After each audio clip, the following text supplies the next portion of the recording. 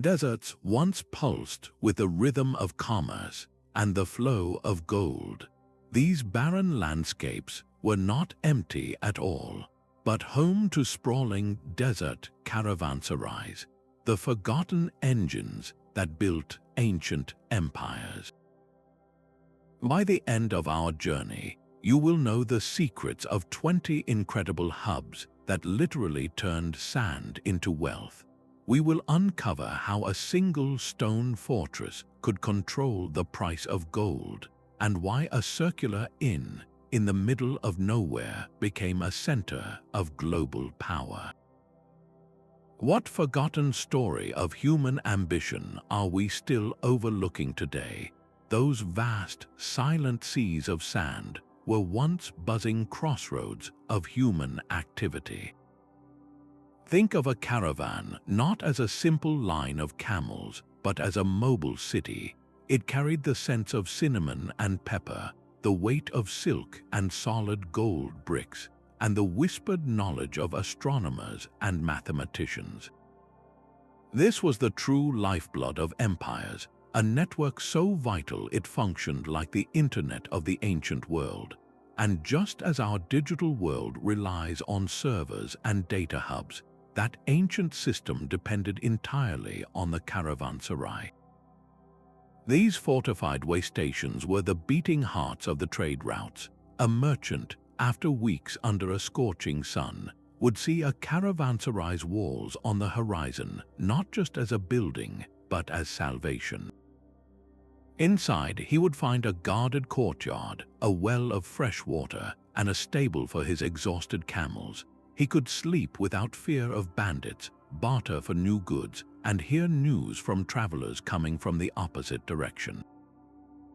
A silk merchant from China might exchange stories with a gold trader from West Africa, their languages mixing in a lively, improvised marketplace. This constant flow did more than just move products. It transferred technologies like papermaking and astronomy. It carried new faiths and philosophies across continents. This was globalization in its earliest form, a web of connection that made the world smaller and richer. To truly grasp the incredible power of the places we are about to explore, you first have to understand this monumental backdrop. Every stone in these structures was laid to support this grand human network. And that brings us directly to our first and perhaps most legendary caravanserai, a place that didn't just serve the Silk Road, but helped to command it. Rising from Tunisia's coastline, the Ribat of Sousse was a statement carved in stone. This was not a simple roadside inn but a formidable fortress, its very presence a declaration of power by the Aghlabid rulers. Imagine a merchant caravan, weary from crossing the Sahara with its priceless cargo of gold and salt, finally spotting those imposing walls against the Mediterranean sky. For them, it meant safety. The Ribat's thick defenses offered protection from dual threats: the Berber raids from the inland deserts and the pirates who prowled the coastal waters. Inside its central courtyard, the air was thick with the sounds of commerce and devotion. Here, the lines between a military garrison, a commercial hub, and a religious school blurred into one.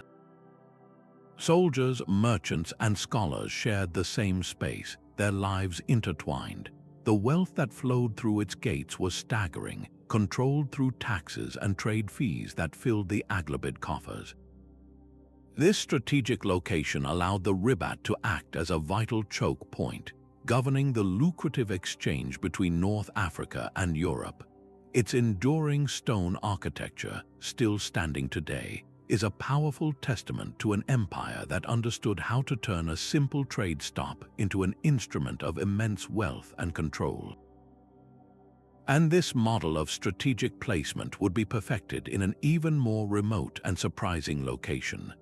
High in the stark, beautiful mountains of Armenia, a different kind of fortress welcomed the world. The Caravanserai of Selham, built in the 1400s, was a sanctuary carved into the very spine of the Silk Road. Here, caravans made the grueling climb from Persia toward the ports of the Black Sea. The air was thin and cold, a stark contrast to the coastal heat of the Ribat of Sousse, but the promise of shelter was just as powerful. Its brilliant design was a masterpiece of ancient logistics. Instead of one large open space, the Caravanserai was built in a unique cruciform shape, a layout resembling a cross. This created 3 separate, vaulted halls branching off from a central aisle. One hall was for the merchants to rest and negotiate, another for storing precious goods safe from the elements, and a third, larger space for the animals to be sheltered and fed. This careful separation meant that a spice trader from India did not have to sleep next to his jittery horses, and a merchant carrying delicate Chinese porcelain could store it securely away from the bustling stables.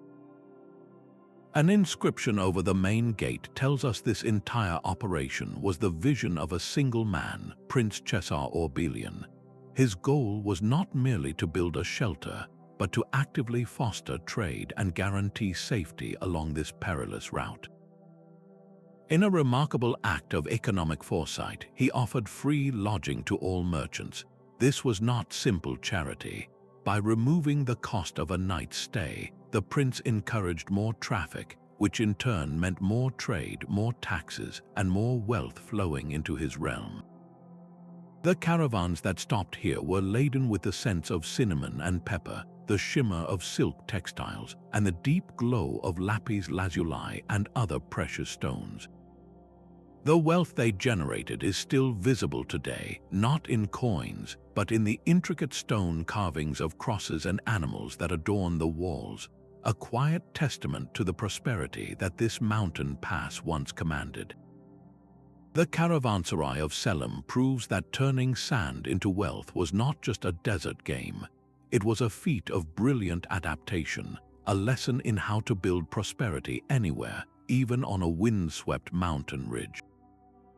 A perfect circle of sun-baked brick rises from the Iranian plateau, an architectural marvel built for one purpose: to dominate the flow of commerce. This is the Zine Odin Caravanserai, a crown jewel of the Safavid Empire constructed by the order of the visionary Shah Abbasi I. Its brilliant circular form was far more than an aesthetic choice. That unbroken wall presented a formidable barrier to any raiding party, with no vulnerable corners to assault. But the design was also a climate control miracle. The circular shape minimized the surface area exposed to the desert's brutal sun, while the single, towering entrance funneled cooling winds into the central courtyard. Within that wall, a deep, reliable well provided the most precious resource in the desert: water. This guaranteed that every caravan, every merchant, and every soldier would be drawn to this specific point on the map.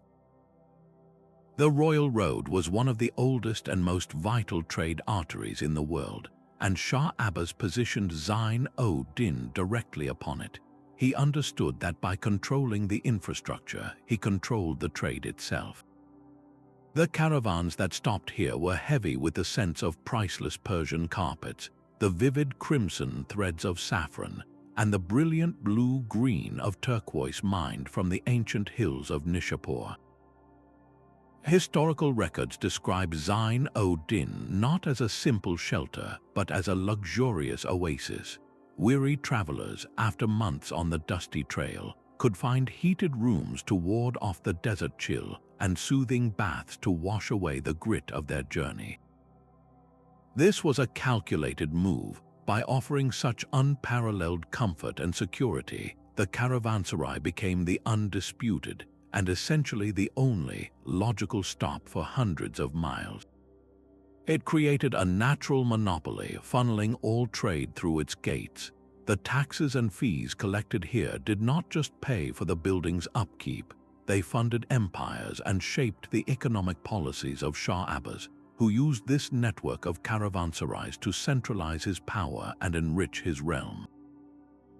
The circular walls of Zine Odin were not just a defense against bandits, but a container for unimaginable wealth, proving that the right design in the right place could command the loyalty of the entire commercial world.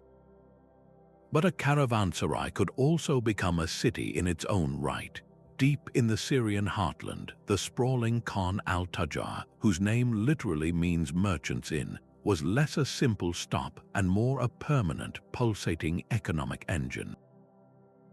Built during the Mamluk era, this was not a lonely outpost but a colossal commercial district carved in stone, strategically positioned near the fertile Golan Heights. Its lifeblood was not the silks and spices of the East, but the rich, tangible goods of the land itself. Vast caravans arrived here burdened with bales of high-quality cotton and heavy amphorae filled with golden olive oil. The complex was a marvel of medieval urban planning, featuring over 100 individual rooms for merchants, stables capable of sheltering hundreds of camels and horses, and even its own mosque and sophisticated bathhouse. This was not a place for a single night's rest. It was a dedicated wholesale market where the most powerful traders from Damascus, Cairo, and Baghdad would meet to negotiate enormous contracts that would supply entire cities. The sheer volume of wealth-changing hands was so immense that the Khan required its own independent administrative court, a place where commercial disputes could be settled on the spot by specialized judges. This immediate justice was essential for maintaining the trust and speed required for such high-stakes deals. Today, much of Khan al-Tajar lies in heartbreaking ruins, a silent witness to the relentless passage of time and conflict. Yet even in its decay, the staggering scale of its foundations allows us to glimpse its former might.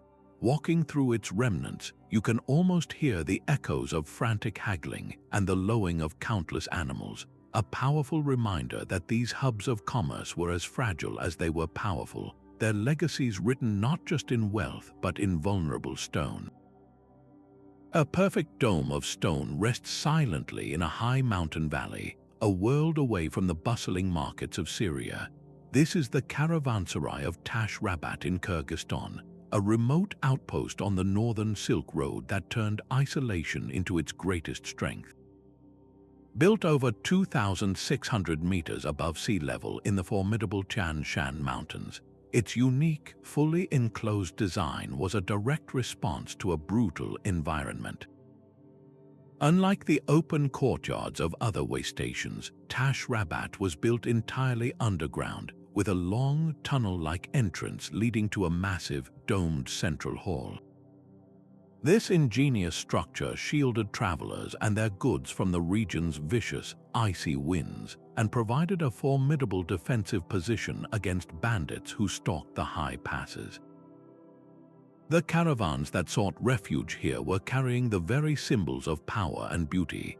They brought swift, sturdy horses from the Central Asian steppes, highly prized by armies and emperors in China and the West. They transported blocks of pristine white jade, a stone sacred in Chinese culture, and heavy bundles of luxurious furs from animals that thrived in the cold. Surviving in such an arid, high-altitude location required incredible ingenuity. Archaeologists have uncovered the remnants of a sophisticated water collection system, a network of channels and underground cisterns that captured and stored precious meltwater from the surrounding peaks.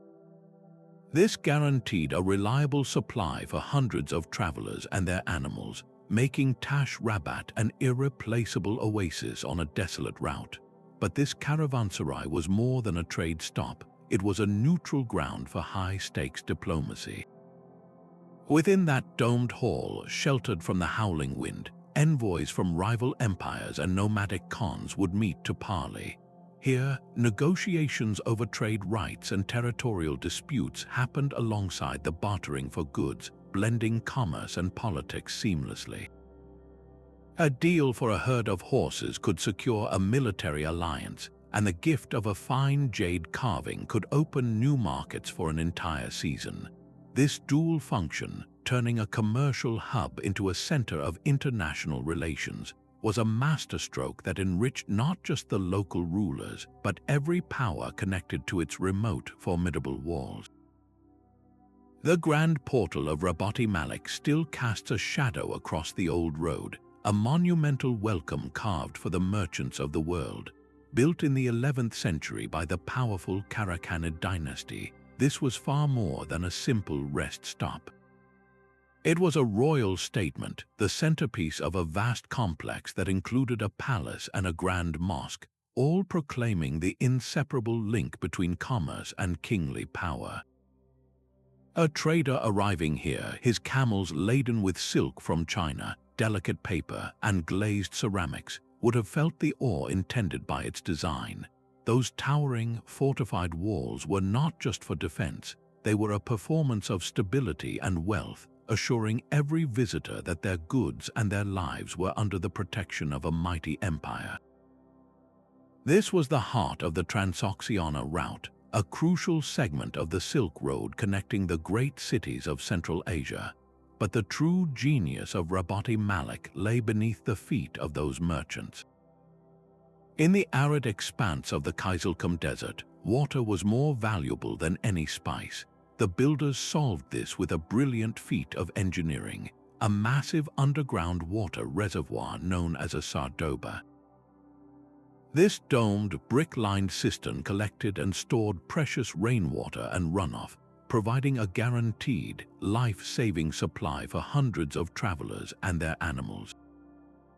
This reliable oasis made Rabotti Malik an irresistible destination, funneling immense trade wealth directly into the Caravanserai coffers, and this wealth did not simply sit in royal treasuries. It was transformed into something far more enduring. The economic success of this Caravanserai directly funded a golden age of science and culture in the nearby city of Samarkand. The same gold coins that paid for silk and ceramics also paid for the work of astronomers mapping the stars, poets composing epic verses, and artists illuminating magnificent manuscripts. This is the powerful cycle we see again and again, where the practical wealth generated by trade built the foundations for civilization's greatest leaps. The stones of Rabotti Malik were not just a shelter for camels, but the very bedrock upon which empires of knowledge were built. The scent of frankincense was a currency all its own, a fragrant signal of immense wealth carried on the desert winds. On the ancient King's Highway in Jordan, the Caravanserai of Al-Khan stood as the ultimate tollgate for this lucrative aroma. Built by the ingenious Nabateans, the same masters who carved Petra from the cliffs, Al-Khan was a linchpin in the global incense trade. Its location was a masterstroke of economic strategy, positioned perfectly between the source of frankincense and myrrh in southern Arabia and the eager, wealthy markets of the Mediterranean. Every caravan laden with these precious resins, along with spices like cinnamon and cassia, had to pass this way. The value of these goods was almost unimaginable, often valued ounce for ounce with gold. And Al-Khan ensured that a portion of that wealth was collected with every passing camel. The Nabateans, and later the Romans who absorbed their territory, levied taxes on this trade, using the Caravanserai as a secure collection point. This steady rivers of revenue did not just fill royal treasuries, it effectively bankrolled the entire Nabatean civilization, funding their ambitious hydraulic engineering and monumental architecture. But how did a fortress thrive in such an arid landscape? The answer lies not in its walls, but in its water. Al-Khan was a marvel of desert hydrology. Its builders carved vast underground cisterns into the rock and designed a complex network of channels to capture every precious drop of seasonal rainwater. This guaranteed a reliable supply for hundreds of merchants, their guards, and their thirsty animals, making the Caravanserai an indispensable oasis. Without this water, the trade route would have withered. With it, Al-Khan commanded the flow of commerce, proving that control over a single, perfectly placed node could generate the wealth to sustain an entire kingdom. This concept of a strategic choke point, where geography and ingenuity combine to create immense power, is a thread we will see pulled through the very fabric of history again and again. The ultimate expression of this power was not found in a remote desert, but in the very heart of a capital city. At the center of Isfahan, the Shah Abbasi Caravanserai formed one entire side of the magnificent Naksh-e-Jahan Square, a grand plaza designed to be the epicenter of the known world. This was not a lonely fortress for travelers, but a permanent, opulent trading house built directly into the city's fabric by Shah Abbas I. His vision was to make Isfahan a global capital, and the Caravanserai was the engine he designed to achieve it.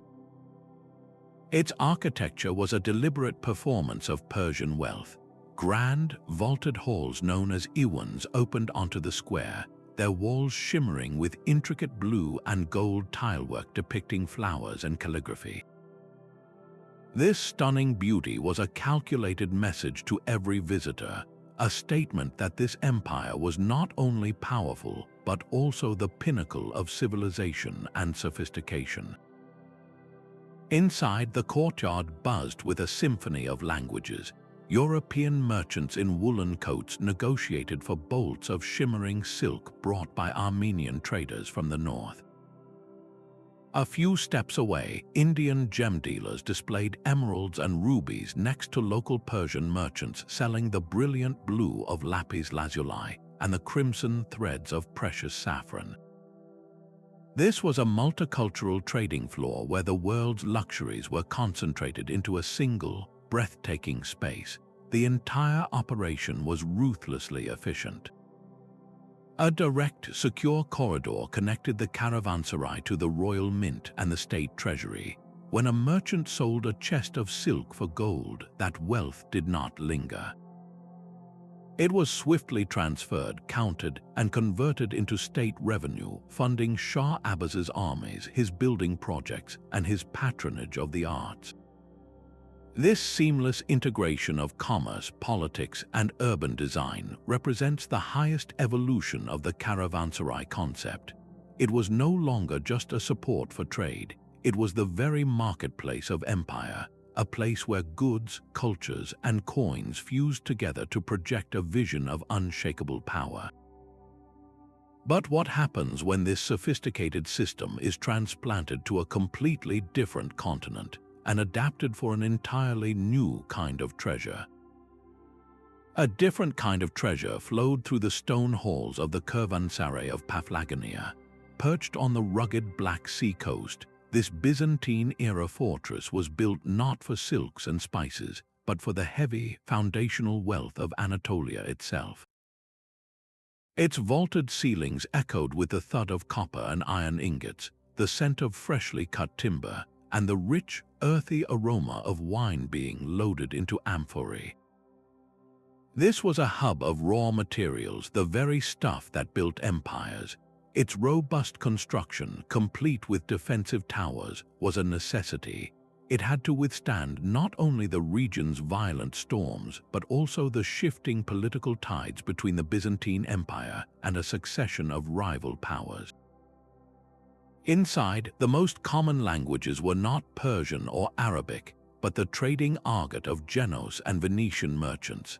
These maritime traders established a permanent presence, shipping Anatolian metals to their bustling ports to be forged into weapons and coins, and transporting its strong timber to build the ships that would dominate the Mediterranean. But the Caravanserai's true innovation was not in the goods it stored, but in the invisible transactions that moved alongside them. Remarkably, its financial life is preserved in the meticulous ledgers of Venetian bankers. These records reveal that the Caravanserai was a nexus of sophisticated finance, handling complex credit arrangements and bills of exchange that allowed a merchant in Venice to pay for a shipment of Anatolian copper without a single gold coin ever making the dangerous journey. A trader could deposit funds at one end of the route and have a letter of credit honored at the other, a system that minimized the risk of theft and unlocked vast capital for larger ventures. This was not merely an inn with a marketplace, it was a fully functioning early bank, its vaults securing both physical goods and the abstract promise of future payment. The stones of Paphlagenia sheltered more than merchants, they sheltered the very concept of credit, proving that these waystations were the sophisticated economic engines that powered the wheels of global trade long before the modern world laid claim to the idea. A deep well in the desert is a promise of life, but a field of grain is a promise of empire. In the vast, arid expanse between the legendary cities of Palmyra and the Euphrates River, the Casa al-Haya al-Sharqi stood as a marvel of self-sufficiency. This was no mere fortress offering shelter, it was a sprawling, self-contained estate built by the Umayyad caliphs, a place that did not just serve trade, but actively produced the wealth that flowed along the routes. Its high walls enclosed a world of incredible industry. The true genius of Casa al-Haya was not its defensive towers, but its intricate network of underground water channels and qanats. These engineering masterworks tapped into distant aquifers, channeling life-giving water to vast, irrigated fields that bloomed in the middle of the desert. Here, farmers cultivated wheat, barley, and orchards of fruit trees, creating an agricultural surplus that could feed entire caravans for weeks. Imagine the relief for a merchant. After a grueling journey, his supplies dwindling, he would arrive at this palace in the sand to find not just water for his camels, but fresh bread, fruit, and fodder for sale. This drastically reduced the logistical burden of his trip, allowing him to travel faster and carry more valuable trade goods instead of basic provisions. The estate's strategic position gave it immense control over the flow of commerce, dealing in precious glassware, fine textiles, and most importantly, its own farm produce. But Casa al-Haya went a step further. Within its walls, workshops hummed with activity. Skilled artisans repaired damaged ceramics and reinforced leather sacks.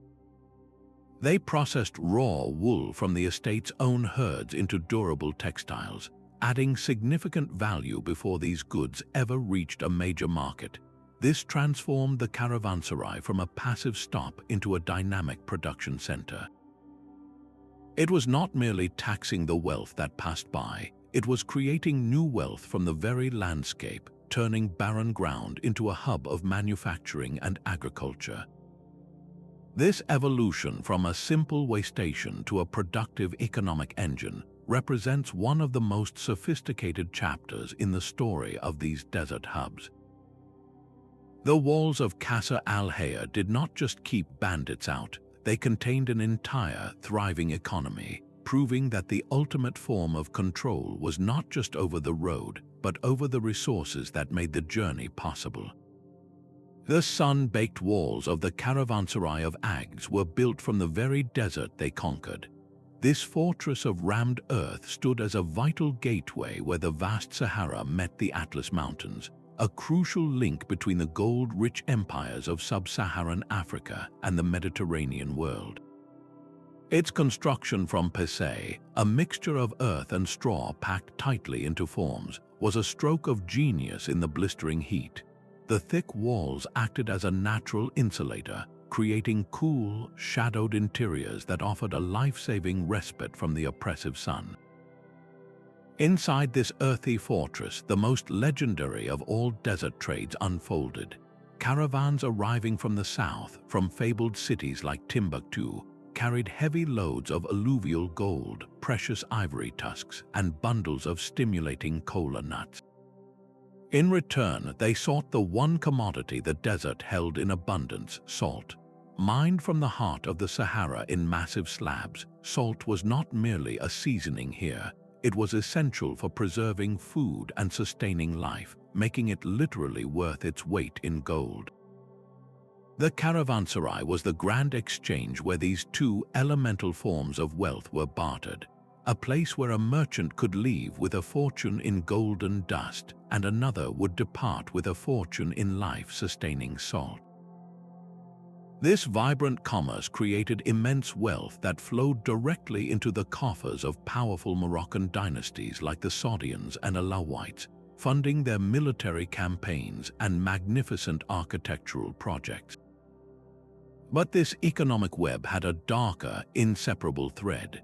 The same caravans that carried gold and salt also facilitated the trans-Saharan slave trade, a tragic human traffic that wove a profound moral complexity into the fabric of this commercial hub.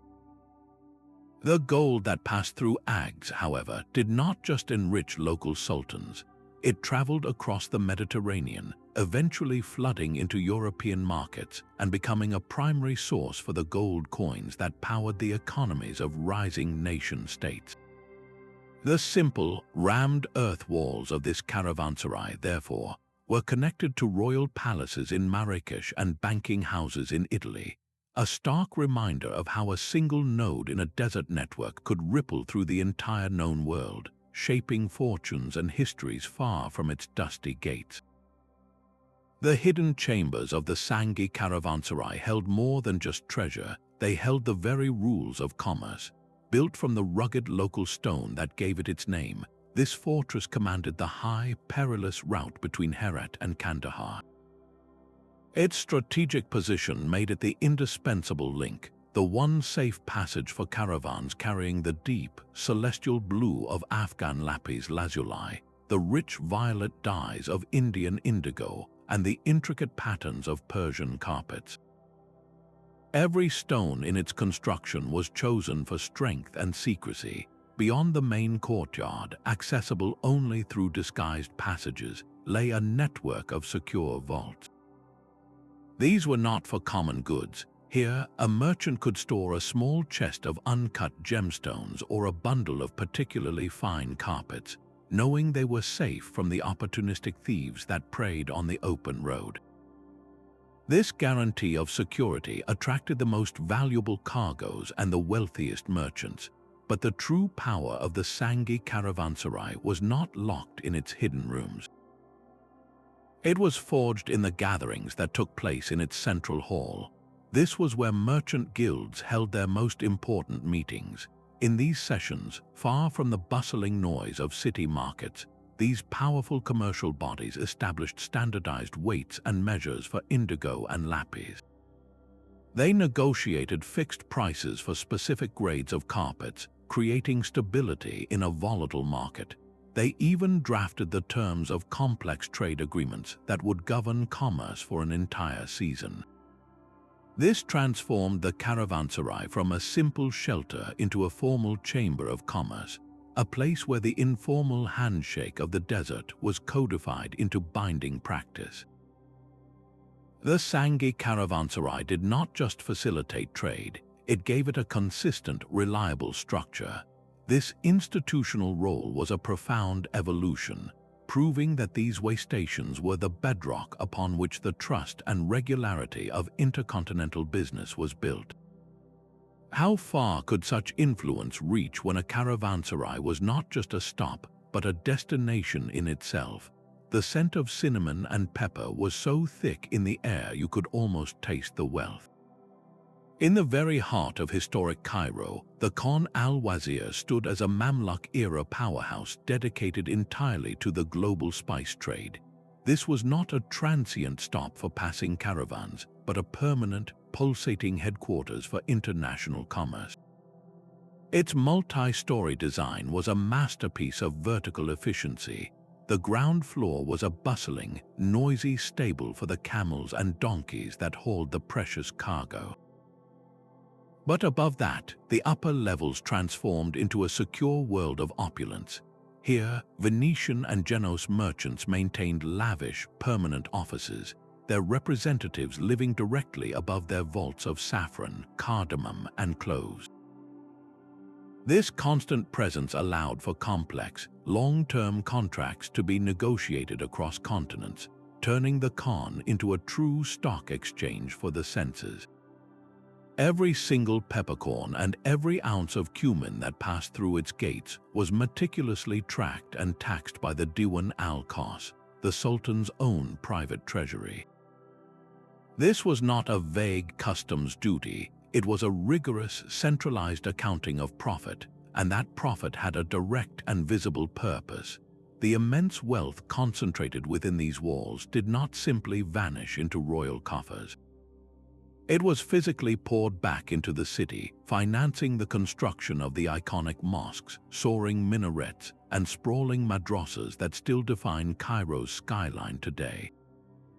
The intricate stonework and vast courtyards of these architectural marvels are the lasting legacy of the spice trade. When you stand before the magnificent Sultan Hassan Mosque, you are not just looking at a religious site, you are witnessing the solidified wealth of the Khan al-Wazir, a direct transformation of merchant spice into monumental stone. This powerful link between commerce and urban grandeur shows us that these caravanserais were not just economic engines, but the very patrons of the cities they called home. A quiet revolution in ink and parchment unfolded within the Caravanserai of Damgan. Situated on the Great Khorasan Road, this Seljuk-era structure was more than a stop for silk-laden caravans. It was a bustling academy on the move.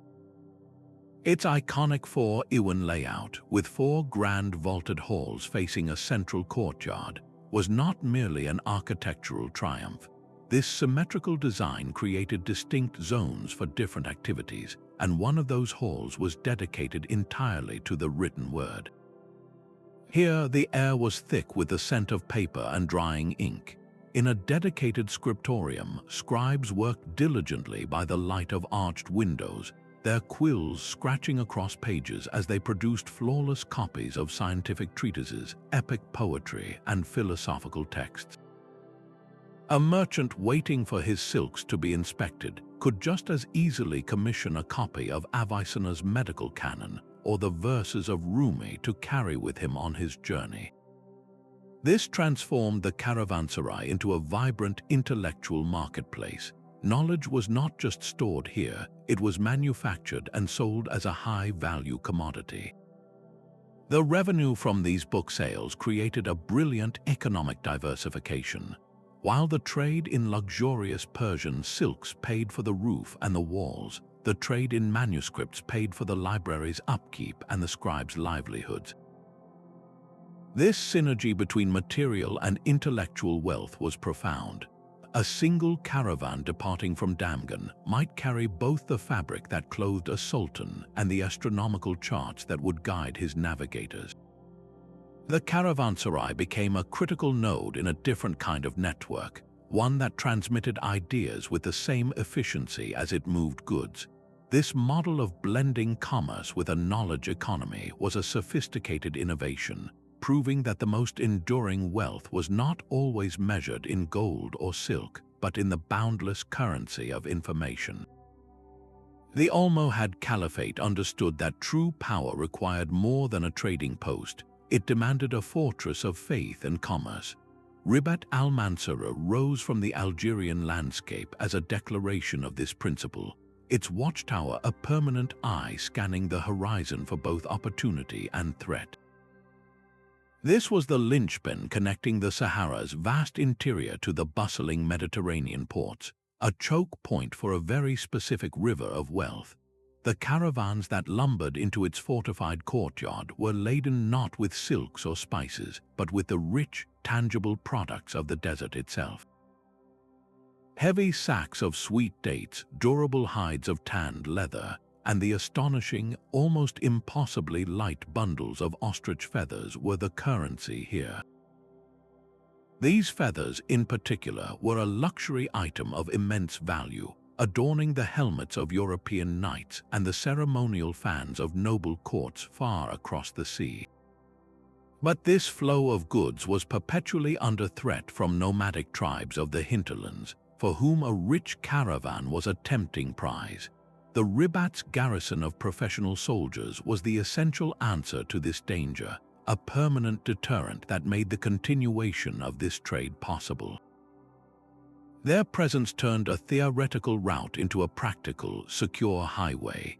Yet the Almohads had a grander vision. Ribat al-Manseur was also a recruitment and training center, a place where young men were forged into soldiers for the empire's armies and missionaries for its fervent religious cause.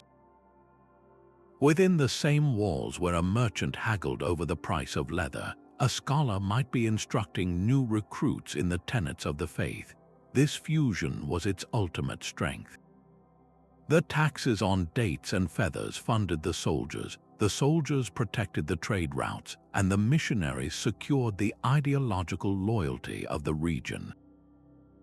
This self-reinforcing cycle transformed the Rabat from a simple waystation into a true instrument of state building, a microcosm of Almohad authority where economic, military, and religious power were woven into a single, unbreakable cord.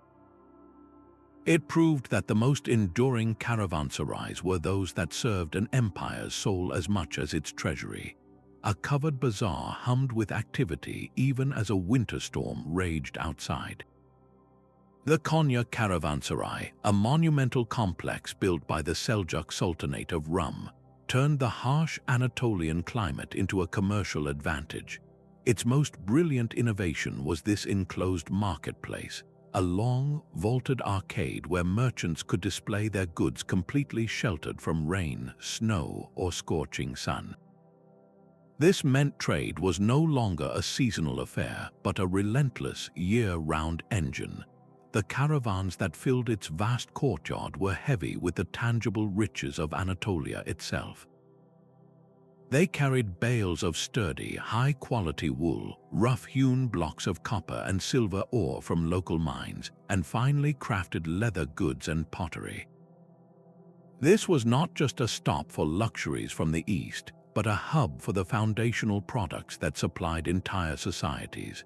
The true genius of the Seljuk sultans, however, was not merely in the building's clever design, but in the financial policy that brought it to life.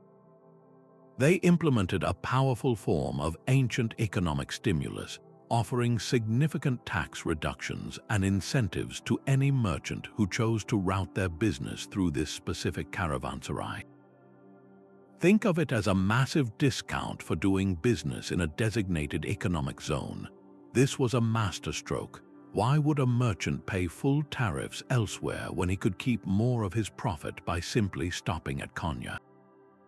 The policy deliberately funneled a constant, predictable stream of commerce directly through the Sultan's gates. The resulting tax revenue, while collected at a lower rate, was immense because the volume of trade was so high. This steady, reliable income filled the royal treasury, funding the Seljuk military and their ambitious architectural projects. More than that, it brought stability to a volatile region. By making commerce so profitable and secure, the sultans gave merchants, artisans, and farmers a powerful vested interest in the region's peace and prosperity. The bustling, weather-proof halls of the Konya Caravanserai teach us a timeless lesson that strategic incentivization can be far more powerful than simple control, building wealth by actively encouraging its flow. A forest of 40 stone columns rose from the plains near Baghdad, a man-made grove offering shade to the world. The Caravanserai of the 40 columns, an architectural wonder of the Abbasid Caliphate, was a monument to mercantile ambition. Its grand design, with dozens of pillars holding up a vast, covered plaza, was a deliberate statement of imperial power and logistical genius. Under that expansive roof, merchants and their animals alike found relief from the blistering Mesopotamian sun, allowing trade to flourish regardless of the season. The goods traded here were the very products of the fertile Tigris-Euphrates basin itself. Caravans arrived laden with the brilliant, translucent glow of Iraqi glassware, a technological marvel prized from Europe to Asia. They carried bolts of fine, colorful textiles woven in the workshops of Baghdad and Basra, and the rich bounty of the land, dates, grains, and sesame oil. But this caravanserai was more than a permanent market. It was the site of a legendary annual trade fair that transformed it into a true global crossroads. Once a year, the scale of commerce exploded. A merchant from the Chinese Tang dynasty could find himself bartering for glass next to a Viking trader from Scandinavia, who had arrived bearing furs and amber from the north. This incredible convergence was a direct result of the Abbasid Caliphate's strategic location at the very center of the known world. The Caravanserai was the physical embodiment of this cosmopolitan empire, a place where languages, cultures, and currencies mixed freely under one magnificent columned roof.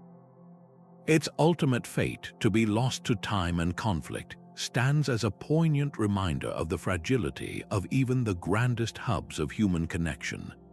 The conqueror Tamerlane understood that empires are built not just by the sword, but by the flow of trade. His great caravanserai in Uzbekistan was a calculated move to heal the very lands his armies had conquered, a strategic effort to pump life back into the arteries of the Silk Road. He commissioned this fortress not merely as a shelter, but as a powerful symbol of a new, enforced peace. Under its protection, caravans could once again carry the shimmering threads of Chinese silk, the delicate white brilliance of porcelain, and the heavy promise of copper and iron ingots. This secure passage was the foundation for rebuilding the entire region's shattered economy, transforming the Caravanserai from a simple stop into an instrument of imperial recovery. But the building itself tells another story. Its walls, gates, and decorative elements were crafted by a legion of captured artisans, skilled masons and artists brought back from Tamerlane's vast military campaigns. This forced collaboration resulted in a breathtaking architectural fusion, where Persian floral motifs intertwined with Turkic geometric patterns and influences from as far away as India. The Caravanserai became a physical archive of a conquered world, its beauty born from subjugation, and within its bustling courtyard, another, more subtle form of power was at work. As merchants from every corner of the empire gathered to barter and rest, they carried with them the most valuable commodity of all, information. Tamerlane's agents, mingling among the travelers, collected news of distant rebellions, the health of foreign rulers, and the shifting loyalties of frontier governors. This steady stream of intelligence turned a commercial hub into a vital listening post, giving the conqueror an unparalleled view of his sprawling domains. Here, the wealth of commerce and the power of information fused into a single, unbreakable tool for control.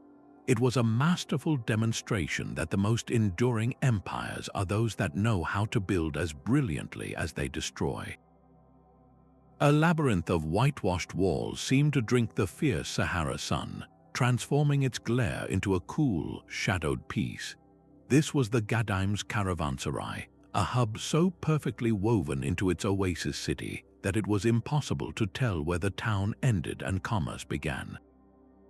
Instead of standing apart, it was connected to the ancient settlement by a network of covered tunnels and shaded alleyways. A merchant, his robes dusty from the dunes, could step from the bustling courtyard directly into the heart of the old town, his arrival and his goods shielded from the relentless heat. This seamless integration was its first stroke of genius. The city's iconic white-painted buildings acted as a natural coolant, their reflective surfaces deflecting the sun's rays and keeping the interiors of homes, shops, and the Caravanserai itself remarkably temperate. Here, the trade was in the foundational pillars of desert life. Caravans from the south brought gold and ivory, while those from the north carried manufactured cloth and metalwares. The most vital commodity, however, was salt, hauled in massive, crystalline slabs from the heart of the desert to be traded for its weight in gold in the south. But the true wealth of Ghadaim's was not just in its goods, but in its governance. the Caravanserai was not ruled by a distant sultan or a garrison commander. It was administered by a council of elder merchants, men who had spent their entire lives on the trade routes. They understood the nuances of a fair price for a load of salt and the subtle signs of a deceptive trader. This council acted as both a commercial court and a regulatory body, establishing fair trading standards and resolving disputes with a wisdom born of experience. Their authority created an environment of profound trust. A merchant from Timbuktu knew he could bring his gold to Ghadames and receive an honest measure of salt in return, without fear of being cheated or robbed. This reputation for integrity became the Caravanserai's most valuable asset, drawing business from thousands of miles away. It was a stunningly effective model of communal self-regulation, proving that the most stable and prosperous commercial hubs were those governed not by force, but by collective agreement and mutual respect. A final, magnificent tile in this grand mosaic of commerce lay within the legendary city of Bukhara itself. The Caravanserai of Bukhara was not a lonely fortress but the pulsating heart of a vast commercial district, one of many such structures that formed the city's thriving core. Its trading halls were a sensory feast, dominated by the deep, intricate patterns of Bukharan carpets, the sleek, dark curls of Karakol lamb pelts, and the brilliant sky-blue glint of turquoise mined from nearby hills. This was not a transient stop, but a permanent marketplace deeply integrated into the city's life. Its position near the towering central mosque and the city's renowned madrasas placed commerce in direct dialogue with scholarship and faith, creating a unique environment where a merchant could close a deal on a stack of carpets and then step into a courtyard to hear a theological debate or a lecture on astronomy. To facilitate this global trade, the Caravanserai featured a crucial innovation, a specialized money changer's office. Here, a merchant from India could convert a sack of silver rupees into the local currency, while a trader from the Ottoman Empire could exchange his gold dinars, all with the assurance of a fair and standardized rate. This financial service was the grease that kept the wheels of international commerce turning smoothly. The immense cumulative wealth generated by Bukhara's network of caravanserais did not simply vanish into merchant coffers. It funded a breathtaking golden age of Central Asian science and culture. The same gold that paid for carpets and turquoise also paid for the construction of the very madrasas that stood nearby, where scholars like Avicenna once taught and where mathematicians made groundbreaking advances. This is the ultimate transformation, where the wealth of the desert and the trade routes was converted into a lasting legacy of knowledge and beauty, a perfect final example of how these incredible hubs truly turned sand into civilization.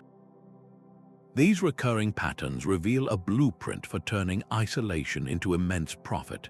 From the circular walls of Zine, Odin to the hidden cisterns of Al-Khan, their architects all solved the same fundamental problems. Security was paramount, with thick, windowless outer walls and a single, defensible gate creating a fortress against the ever-present threat of bandits. Water management was not a luxury but the very core of their existence, achieved through brilliant feats of engineering like the underground sardobas of Central Asia or the intricate qanat systems that fed estates like Casa al-Haya. And each structure was designed to create a hospitable microclimate, using high vaulted ceilings for air circulation, shaded courtyards, and strategic orientation to shield inhabitants from the desert's extreme heat and cold. These were not just buildings, they were life support systems engineered for commerce. Economically, their role was equally dynamic. They functioned as active marketplaces where goods were not just stored but actively traded, like the permanent offices of the Khan al-Wazir. They were financial centers where the bill of exchange and letters of credit at the Caravanserais of Paphlagenia replaced the need to transport chests of gold. They became hubs of innovation, whether it was the guilds at the Sangi Caravanserai standardizing trade, or the scriptorium at Damgan turning knowledge into a sellable commodity.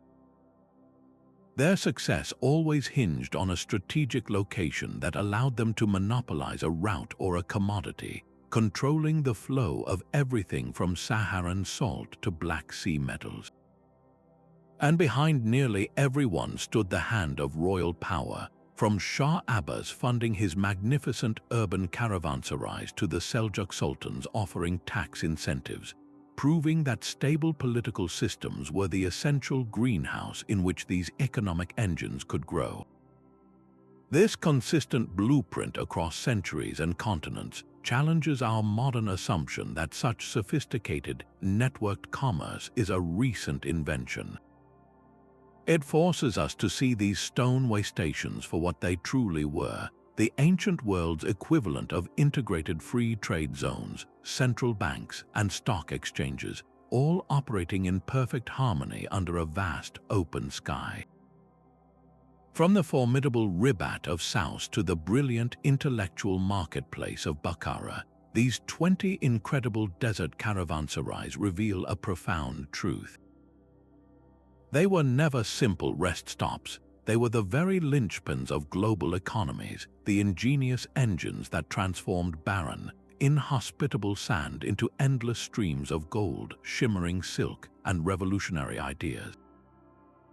In their guarded courtyards and bustling halls, they proved that human connection and commerce are the true lifeblood of civilization, forces so powerful they can thrive even in the planet's most challenging environments. The echoes of their legacy are all around us today.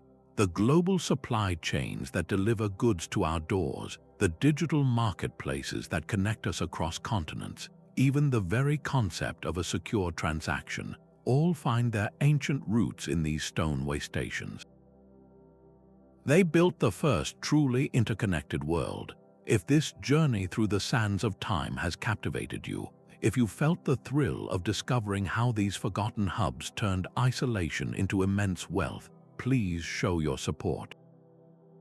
A like on this video helps us continue these explorations, and subscribing ensures you do not miss our next adventure into the past. We would love to hear which of these caravanserais you found most fascinating. Was it the circular perfection of Zine Odin, the intellectual forge of Damgan, or the communal wisdom of Gadaims? Share your thoughts in the comments below. Thank you for traveling with us through these remarkable chapters of human ambition.